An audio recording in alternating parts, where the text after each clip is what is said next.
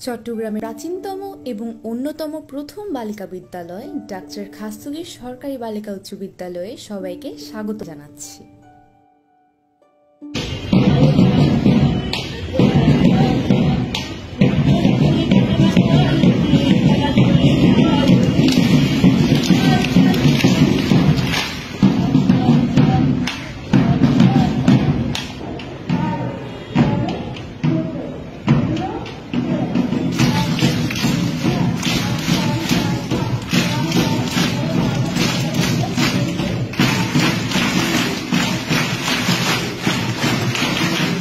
ব্রাহ্ম আন্দোলনের অন্যতম নেতা অন্নদাচরণ খাস্তগীরের জামাতা, চট্টগ্রামের সামাজিক আন্দোলনের পথিকৃৎ যাত্রামোহন সেন তার শ্বশুরের পুণ্যস্মৃতির উদ্দেশ্যে 1907 সালে এই বালিকা বিদ্যালয়।